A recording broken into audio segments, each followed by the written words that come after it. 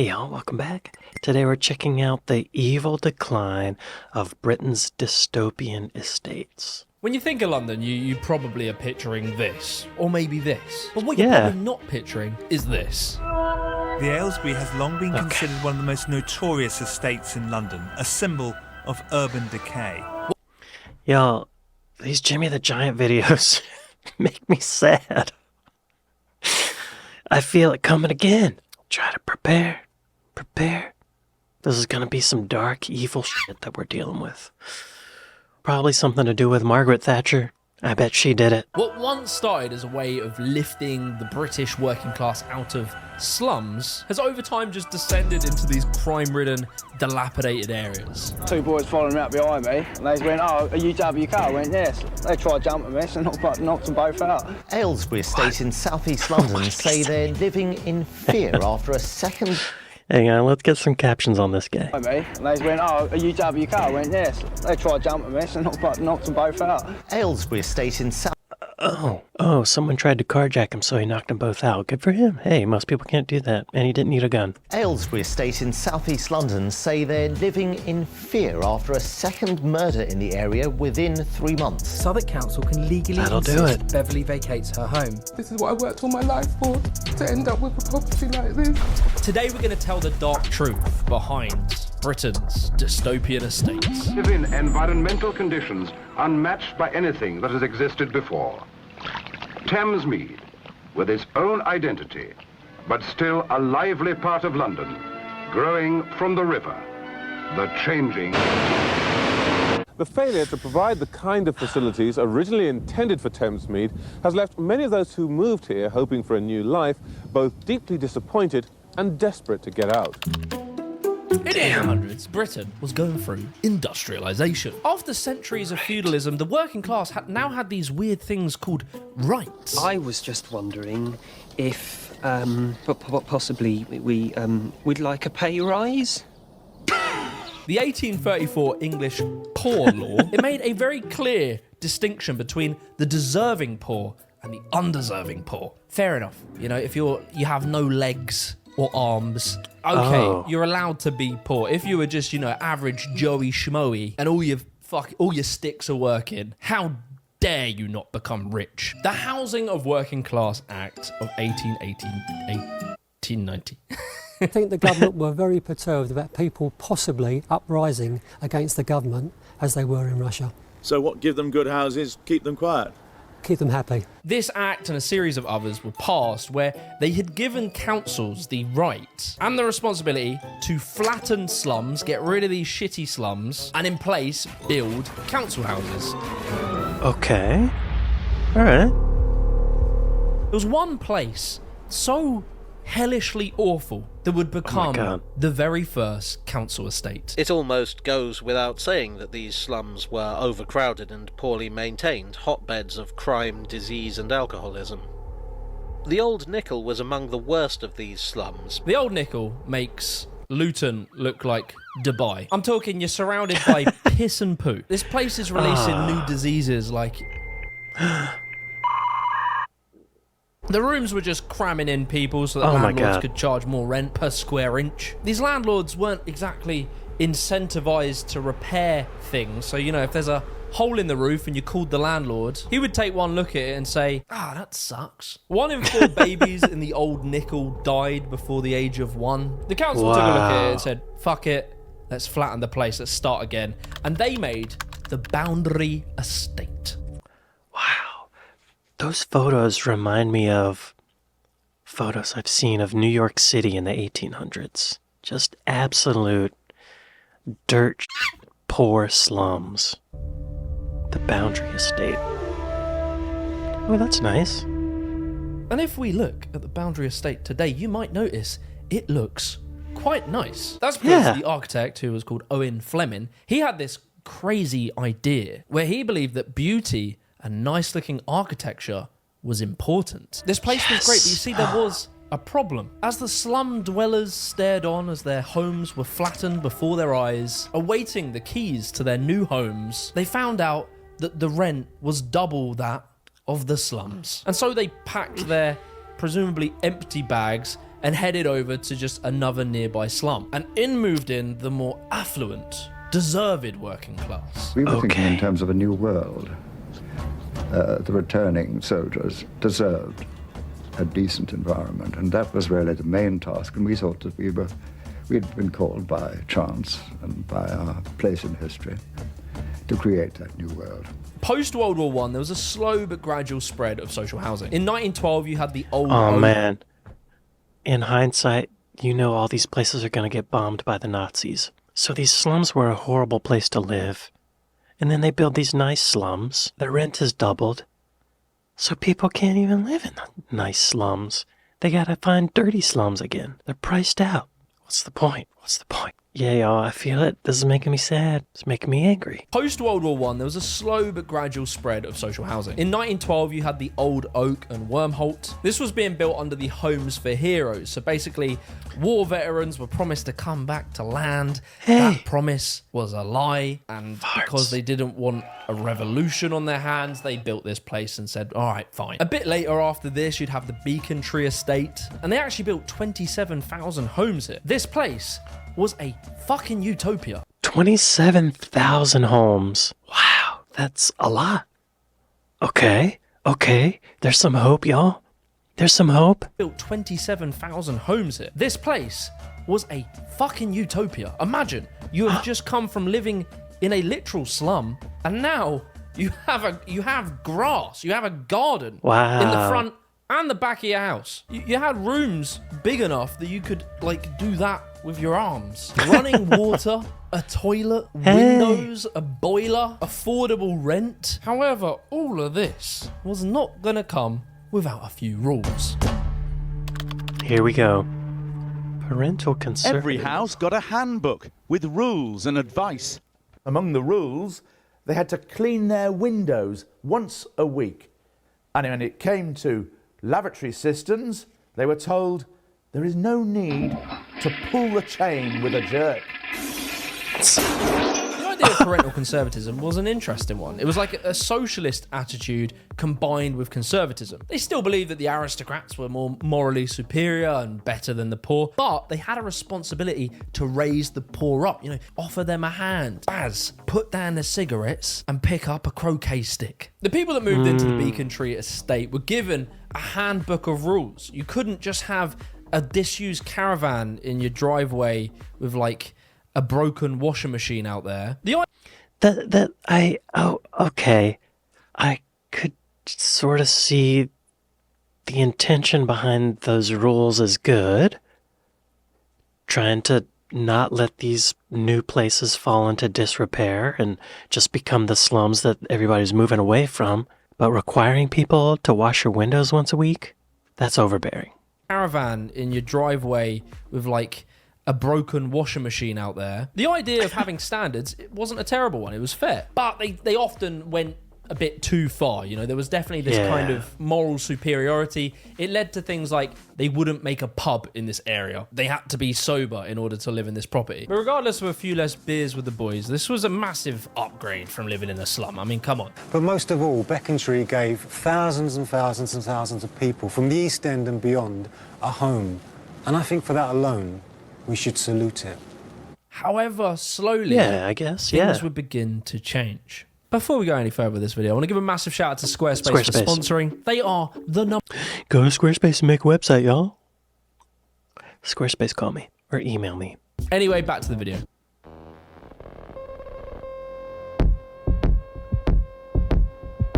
By the 1930s, Britain's Pimp My Slum scheme was going pretty well, but then it got infected by a new dope strain of architecture called modernism. All right, we did this in the Milton Keynes video. I'm not going to do it again, but we can actually see that original modernism wasn't that bad. When we look at St Andrew's Garden in Liverpool, The modern and skillfully executed housing provision for the wage earners of Liverpool, which instead of taking influence from British architecture, That looks nice. to Europe with the Horseshoe Estate Brits in Berlin. This building, okay, it's not the courtyard. most beautiful, but it had brick, it had different colors, different materials, sloped roofs. It wasn't just grey concrete or like a glass fishbowl, and it was built well. Like, it stands here today in good condition and it's still Nice. used. And as I keep saying, if you were in a slum beforehand, you're not going to start questioning, oh, I'm not sure on the architectural decisions of this place. You're going to say, Right. give me the fucking keys. We had to take a quick break from building council houses in 1939 to 1945 because Britain was busy saving the world. But following the war, these soldiers came back to a country where nearly 500,000 of the homes had been destroyed by bombs. And so the boys had to quickly hop on the tools and just start throwing up some buildings. In 1946, we got Churchill Gardens. And you might take a look at this and think, Jesus Christ, what the hell happened? We went insane building. It was like a Fortnite World Cup final. And we weren't just creating new houses, we were now creating new entire towns. And all of this was built off of these crazy radical ideas of urban planning by people like Le Corbusier and Adolf Loos. To think about brutalism is to think about concrete. Brutalism. All right, Concrete. brutalism. So brutalism was like a reaction to modernism, whereby, from what I understand, Le Corbusier, as he got older, looked back at his original modernist buildings and said, I need to start making buildings that make you feel something. And so he created brutalism, which was just raw, rough, concrete, and yeah, they made you feel something. Depressed. This is Dennis Lasdun's National Theatre, completed in 1976. Prince Charles thought it That's looked a like theatre? a nuclear power station. Yeah. What Charles meant was that it was an industrial-looking building, something that was rather bleak and uncompromising, something that didn't look like a theatre. But that was the point. I don't know who designs them. I don't know who they design them for, or if they think that we feel or think any differently than they do.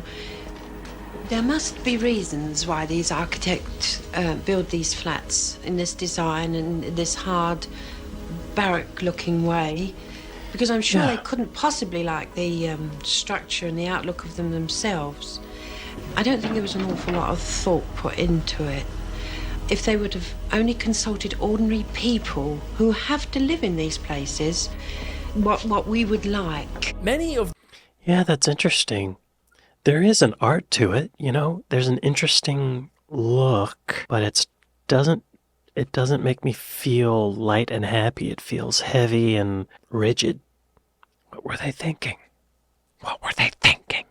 Who have to live in these places, what we would like. Many of the modernists are a reaction of the horrors of World War I and World War II, where they specifically wanted to depart from European tradition. And so within this movement, a mood of negativity towards the past and an optimism towards the future grew. Okay. But look, all that kind of artsy-fartsy talk aside, ultimately we made them because they're cheap as chips to produce.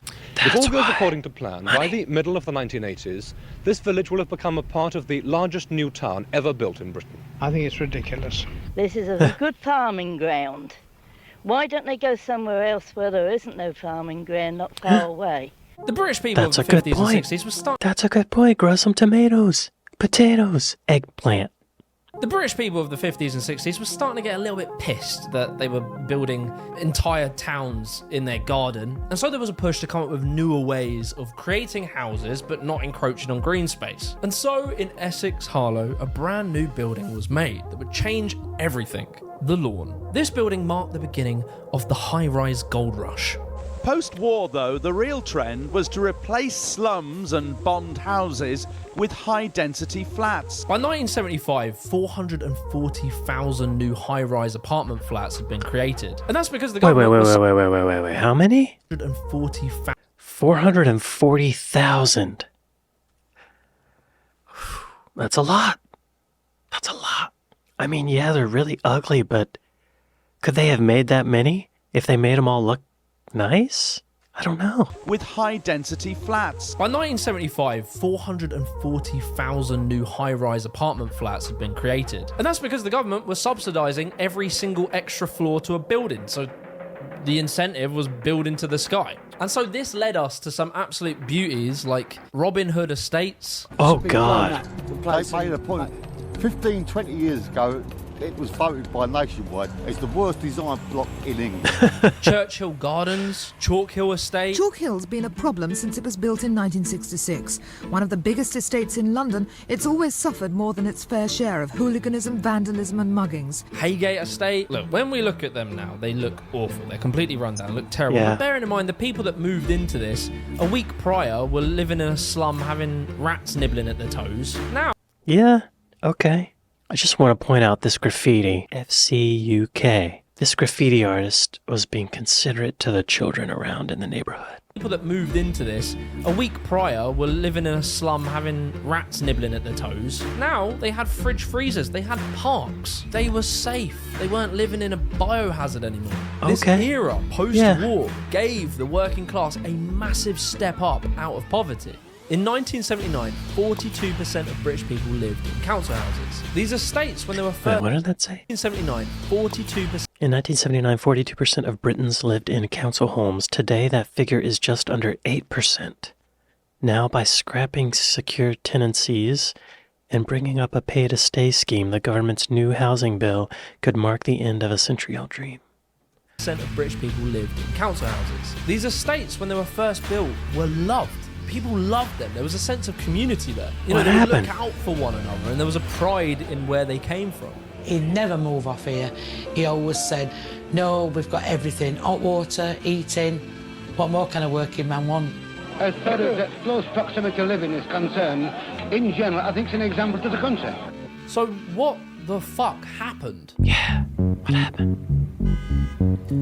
Among the 5,500 people on the Ferrier estate at Kidbrooke are 20 children living in a twilight world in the underground car parks. Youth workers discovered them sleeping rough, most of them abandoned by their families. UK began as a small group of teenagers writing graffiti. They've now progressed to street robbery and even more violent offences. Yeah, there's been stabbings, people being sent away for stabbings down New Malden High Street. On the Aylesbury estate in southeast London say they're living in fear after a second murder in the area within 3 months. My friend is dead, yeah, and this is what we're doing to support him, yeah, and look what they're doing. Look, no. There's been a lot of knife crime. I've had 3 murders in the last couple of weeks. So how many people rob you? Originally, council housing was not associated in any way with crime. And in fact, I read this really good study that I'll link below that talks about the decline in social housing and how they became more criminal over time. And it all seems to point to a very... What does that say? Thatcherite ideology, housing tenure and crime, the socio-spatial consequences of the right to buy for domestic property crime. The decline in social housing and how they became more criminal over time. And it all seems to point to a very pivotal time of change, which was the 70s. The 70s in Britain was a mad one. It was a time of high unemployment. There was mass inflation, social unrest. There were power outages happening. And so this is the backdrop of the 70s. Crime is going up. It's not looking good. And there is one... The 70s in Britain, yeah, what a crazy time. I mean, I've just learned from watching videos, but that's when punk came around. It was a dynamic time culturally, I'll sum it up by saying that. This is the backdrop of the 70s. Crime is going up. It's not looking good. And there is one law that is often pointed to as the start of the downfall of social housing. And that was the 1977 Housing Homeless Persons Act. What this did was change social housing from being like a carrot on the stick for the motivated working class to now being a right for the most vulnerable people of society. And the homeless became the priority. And this idea of housing based on need was open to all sorts of interpretation and abuse. Now look, this all sounds well and good. It sounds good to look after the homeless people, of right. course. But it did lead to some problems. This is reminding me of current times because we have a homeless issue, an unhoused issue, particularly where I live in Los Angeles. And I don't know how it's going to get fixed. We don't have enough housing for people, but to build enough housing is financially impossible. There's no way it could happen. So the city every few weeks goes around to the tent cities and removes the tents and gets people hotel rooms. And then I don't know what happens after that. It's unsustainable.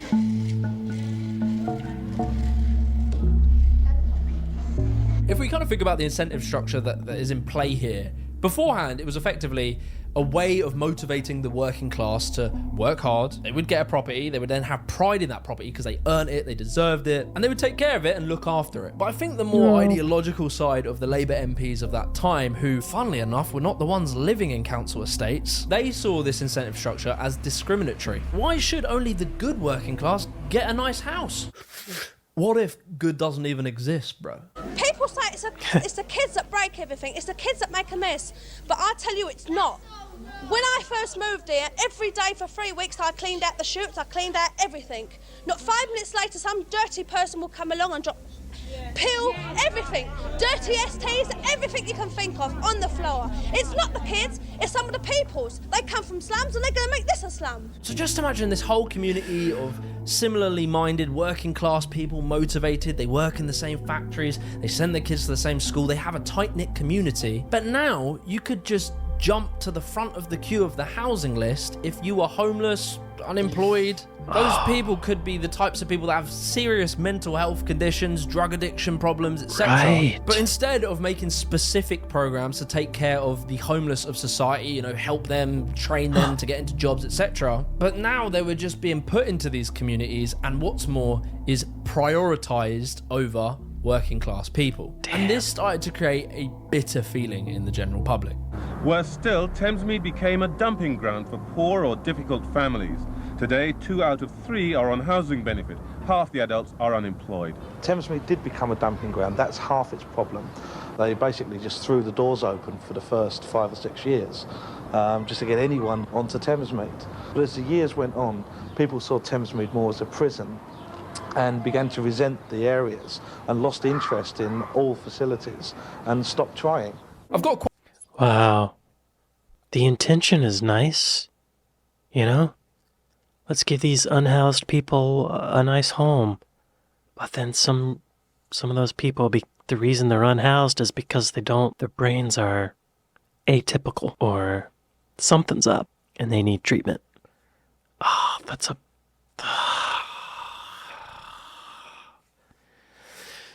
Ay.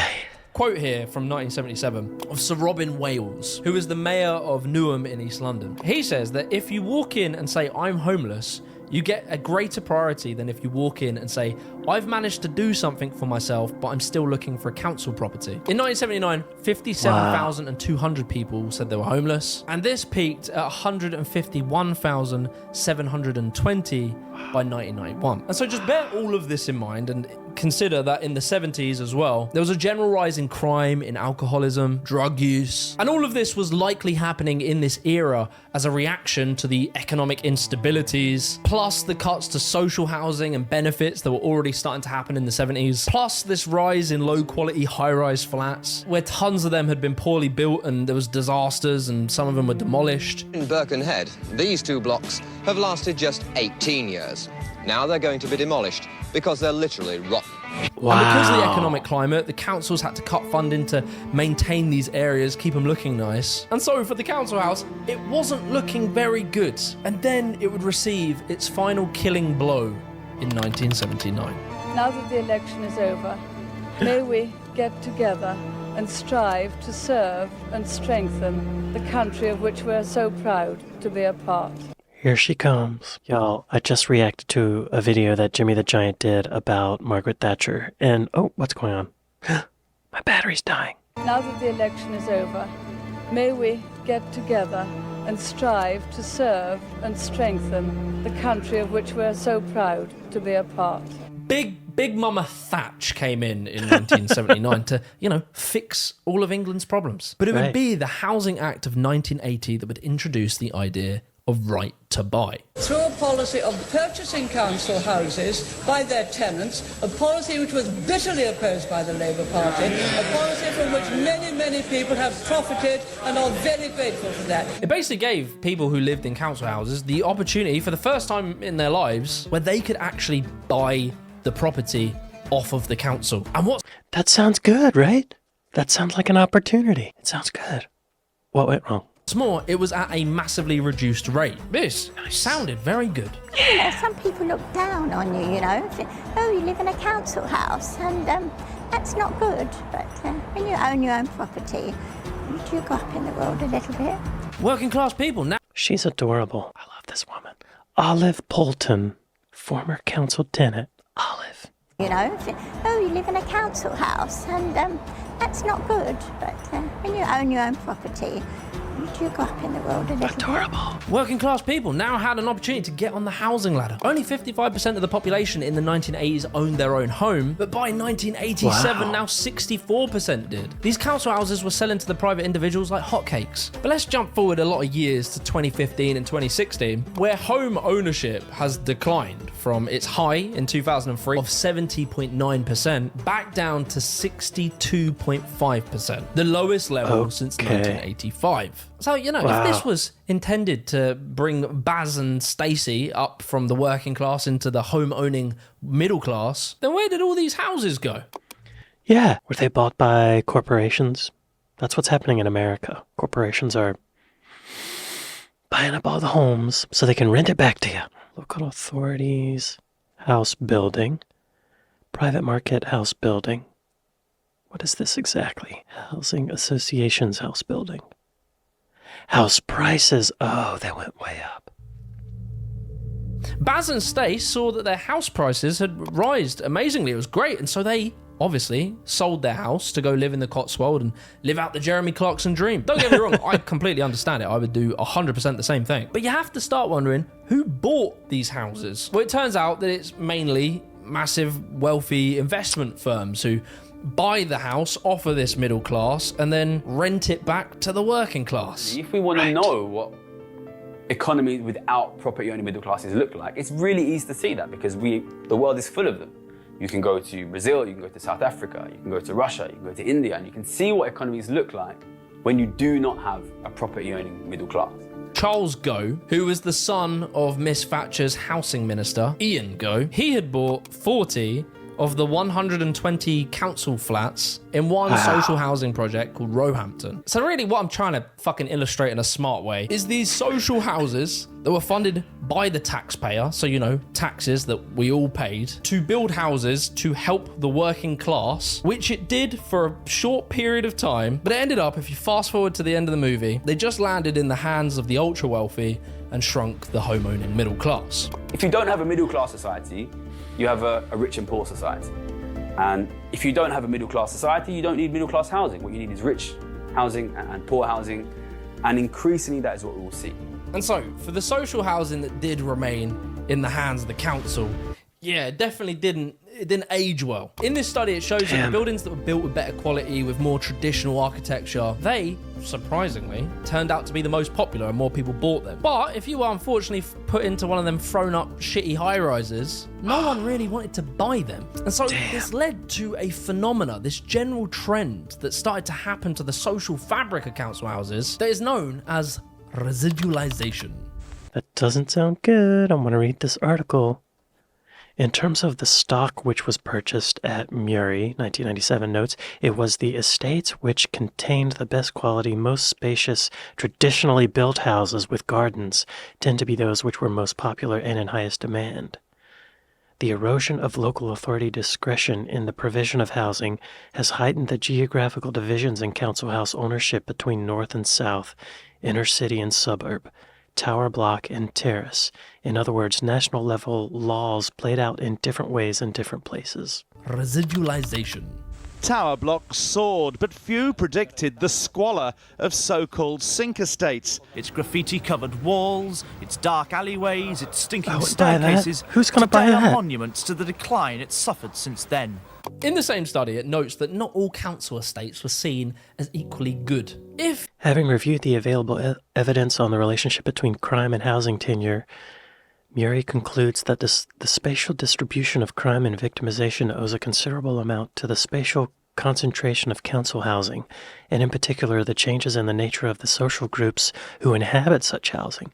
Muri explains that the changes in the spatial concentration of crime via processes outlined above, chiefly residualization, polarization, and privatization. As Muri notes, housing policies, the processes of allocation, and social stigma all contribute to the incidence and spatial distribution of crime. For example, not all council estates were seen as equally good, and those applicants who were felt to be less deserving were allocated accommodation on such estates. Similarly, discriminatory practices helped to produce some estates in which there were concentrations of vulnerable people, but in the main, the concentrations and their associations with crime were the exception, not the rule. However, whilst these trends can be identified going back over a number of years, the pace of such changes has quickened over the past 20 years. Same study, it notes that not all council estates were seen as equally good. If the council thought that you were maybe one of the less deserving of the people wanting to get a council house, they would often be put into the shitter estates, creating these estates full of what we could call naughty Nigels. And so along with this change to social credit that now incentivized people to be homeless, not to work, you would even get more money for the more kids you had. If you weren't married, you'd get more money. Some people even point to the introduction of school league tables in 1992, leading to a rise in kids being expelled from school in order to make it look like your school's performance was better. These kids who were probably... Schools were expelling lower performing students to make their school look better. Exclusion and marginalization in adolescence, the experience of school exclusion on drug use and antisocial behavior. School league tables in 1992, leading to a rise in kids being expelled from school in order to make it look like your school's performance was better. These kids who are probably, maybe they struggled in school, etc., they would often be now just living on their council estate kids, kicking over bins and graffitiing because they have nothing to do all day. And it's believed that this is actually what created the underclass that we later now call chavs, or really we call roadmen. The gang in and around the local shops intimidates many of the residents. I don't go around there. It's not safe to go around there. The kids hang around outside the pub and they aggravate other people that go around there. They deliberately cause upset around there. Just imagine you're like, you're a hard-working class bloke. You're happy to spend all day earning your crust. Get home, have a beer, give your missus a kiss, go to bed, do it all again. You probably don't want to live next door to Crazy Steve's who's smoking bifters out the window, listening to 50 Cent at 3 p.m. on a Wednesday. Hey, bruv, shut your mouth. Sorry, mate, sorry. This process moved more working class people out of these estates, and so that left all of the naughty kids to be put into one classroom together with very little assistance to try and raise them out into jobs, etc. And surprisingly, that created problems. Video describes the life of a gang which associates itself with the estate. Teenagers rapping promises of violence towards rival groups in other areas. Wow. It's been sold as the opportunity of a lifetime, the chance for families from humble beginnings to get themselves a secure footing on the London property ladder. But actually, the right to buy your council home may not be such a great deal. Hard. I actually worked 2 jobs to earn the money to put the deposit down. I literally worked from 9 till 5 and then 6 until midnight. And I was really happy that I was able to buy my own home. But 5 years ago, Beverly received a letter from Southwark Council revealing that all she had worked for, her home, was going to be bulldozed. I'm going to be moved out due to my local council regenerating the estate and basically taking our homes under compulsory purchase. Compulsory purchase order. A compulsory purchase order is a legal function in the United Kingdom and Ireland that allows certain bodies to obtain land or property without the consent of the owner. These people just bought their homes and then the government's taking it away? Can you do that? Did they give her anything? Did they... See, they should be buying it from her. Wait, They have to be buying it from her, right? Did they not give her anything? They're just taking it? That can't happen, right? You can't do that. Compulsory purchase is a medieval law that was designed to give the crown the right to flatten your house if they needed to build a railway or like an army. It's from medieval times? Barracks. So under compulsory purchase, the council can knock on your door, say, look mate, we need your house, here's £20, and you have to get the fuck out. I'm exaggerating, but they could literally offer half the market value, it seemed, because they had to give you a price that they deemed was fair. And it...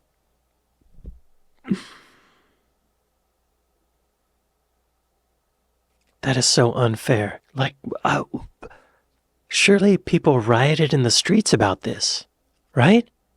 Or they're going to. If this happened in America, I mean, I think people would be in the streets. I think. Maybe not. Wow. Value it seemed, because they had to give you a price that they deemed was fair. And it led to like this mafioso extortion that is completely legal. And there are many examples of this, but we'll focus on one in particular, the Haygate estate. Okay. Residents who were moved off the Haygate estate in South London under a huge regeneration scheme have claimed they weren't offered enough money to buy another home locally. Haygate was a shithole. I know that because I used to go there to do parkour, and genuinely I was scared for my life. But there were good jumps, so, you know, sometimes you just have to risk it. From the late 90s to the early 2000s, there was plans to redevelop this place. And although most of it was now boarded up and completely derelict, there were still some people who remained. And for the council, that was inconvenient. And so they had to evict them. But in order to evict them, they had to buy their property. Some of the offers for the property in London were £80,000. Bearing in mind, in the 2000s, a property the similar size in the similar area would have been worth about £300,000. So if the council is kicking you out of your house and giving you £80,000, where do you go? You can't now move down the road. You have to leave London, your community where you grew up. Where you could buy a car and live in your car, I guess. Back in the 80s, you were promised this was a fantastic investment, my friend. Buy the place, only to find years later the place is worth nothing. And now we're going to flatten it, make luxury apartments that are going to be sold from the lowest price of £550,000. Thank you very much.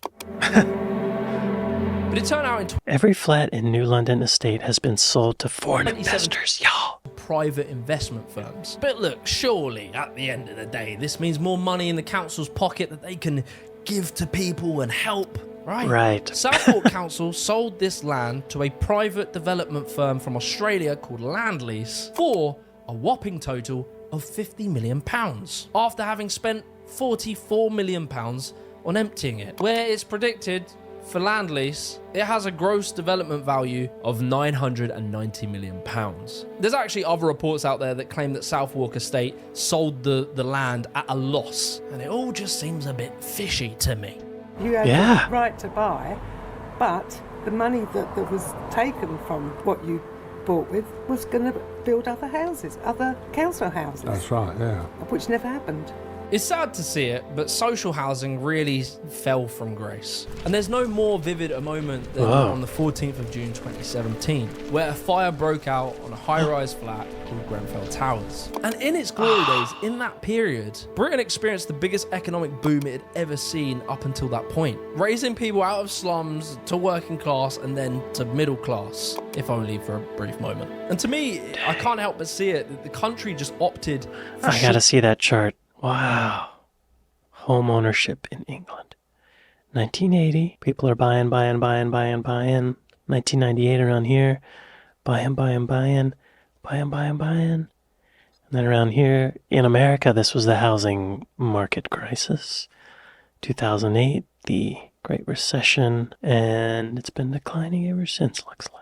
For a brief moment. And to me, I can't help but see it, that the country just opted for short-term profit. We sold the family silver, and instead of reinvesting the money into the working class to raise everyone's standard of living, we have what we have now. And I'm telling you, Britain is getting depressing. I don't think there's anyone these days that can deny the obvious evidence that there is a shrinking middle class. That towns are dying and places just look kind of shit here now. Once the rich get richer, they buy more assets from the middle class. Middle class gets poorer, which means that the rate of inequality increases more, because the middle class has less assets and the rich has more assets. So we know things will get worse, and ultimately at the end of the day, the speed at which life is getting worse now, people are not going to accept it. It's sad to see, and I shouldn't. That we fix it. I want to know your stories around council housing and your thoughts, so comment below. If you want to further That's discussion the on end? this topic, join us on our Discord, I'll link that. Make sure you like the video, subscribe to the channel, I'll catch you in the next one. Peace.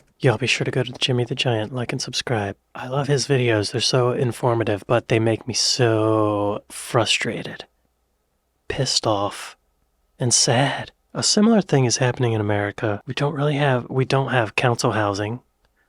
We have, like, housing projects and low-income housing, but it's a different kind of thing. I don't think there's an opportunity to buy. We definitely have corporations buying up all of the homes. They outbid the normal person, or they'll offer cash, which most people don't have the cash to buy a whole house, and then they end up renting it back to someone who can't afford their house.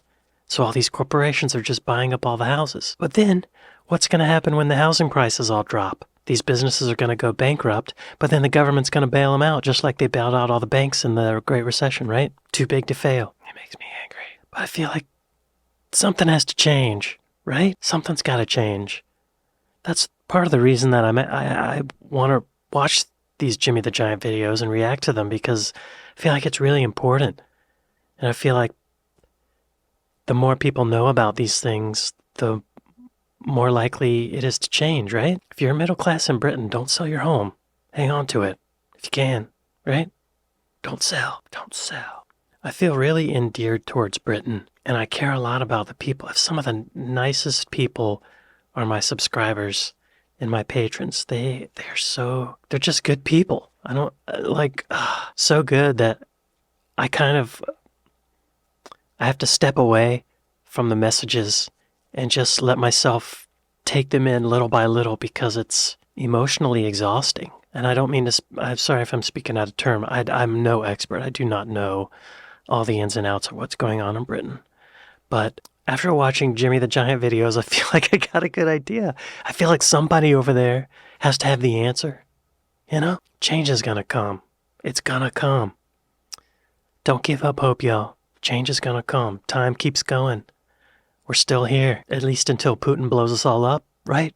We gotta keep fighting. I don't have the answer, but I want you to know I'm thinking about you. I don't know when this video is released, but it's gonna be sometime around Christmas. So I hope y'all have a Merry Christmas, or Hanukkah, or whatever you celebrate. Hope you have a good end of the year, a good New Year's, all that. I'd like to thank my patrons. I'd like to thank my Buy Me a Coffee folks. Thank y'all for watching this with me, and I'll see you next time. Later.